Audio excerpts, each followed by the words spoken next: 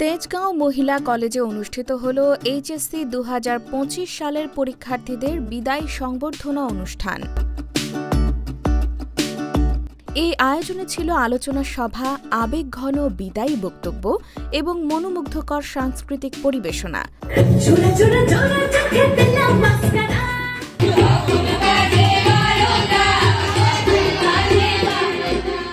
অনুষ্ঠানে প্রধান অতিথি ছিলেন মাধ্যমিক ও উচ্চ শিক্ষা বিভাগের অতিরিক্ত সচিব মোহাম্মদ হুমায়ুন কবির। আমাদের ছেলেমেয়েরা এখন অনেক স্বপ্ন দেখে, এই যে স্বপ্ন পূরণ, এই স্বপ্ন পূরণের একটা বড় দিন হচ্ছে আগামী 4 দিন পরে ২৬শে জুন তোমরা যে পরীক্ষাটায় অংশগ্রহণ করবে সেই পরীক্ষা। স্বাগত বক্তব্য রাখেন কলেজের ভারপ্রাপ্ত অধ্যক্ষ মোসাম্মদ নাজনীন সুলতানা।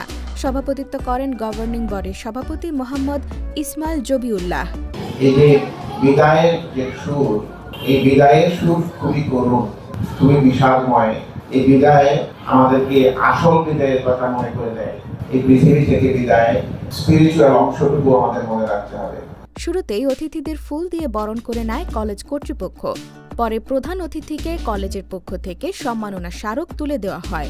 বক্তব্যে অতিথিরা শিক্ষার্থীদের জীবনের লক্ষ্য নির্ধারণ, মূল্যবোধে দৃঢ় থাকা এবং আত্মবিশ্বাস নিয়ে সামনে এগিয়ে যাওয়ার আহ্বান জানান। শিক্ষার্থীদের প্রতি ছিল উৎসাহ, আশীর্বাদ এবং ভবিষ্যতের জন্য দিক নির্দেশনা। এছাড়াও কলেজের শিক্ষকরাও বিদায়ী শিক্ষার্থীদের উদ্দেশ্যে দিক নির্দেশনামূলক বক্তব্য প্রদান করেন। বিদায়ী শিক্ষার্থীদের বক্তব্যে উঠে আসে কলেজ জীবনের স্মৃতি। বিদায় জিনিসটা তো অবশ্যই কষ্টের। একটা খুশি হচ্ছে যে বড় হয়ে গেছি, কিছুদিন পর পরীক্ষা দিব, ভার্সিটিতে উঠবো। আরেকদিক কষ্ট, প্রিয় শিক্ষক, তারপর সহপাঠীদের ছেড়ে চলে যাচ্ছি। জানি না সবার সাথে আবার দেখা হবে কিনা, তবে সবাইকে অনেক মিস করব। শিক্ষকরা আমাদের যেভাবে পড়াইছে, যেভাবে আমাদের টেক কেয়ার করছে, ওনারা অবশ্যই আমাদের মা বাবার মতোই টেক কেয়ার করছে। ভালো মতো যা করছে সবকিছু ভালো মতোই করছে, পড়াশোনাও যাই করাইছে খুব ভালো। তো এই জন্য অবশ্যই সবকিছু আমাদের স্মৃতি হিসাবে রয়ে গেছে, যাই মনে করবো তাই স্মৃতি। আলোচনা সভা শেষে শুরু হয় সাংস্কৃতিক অনুষ্ঠান।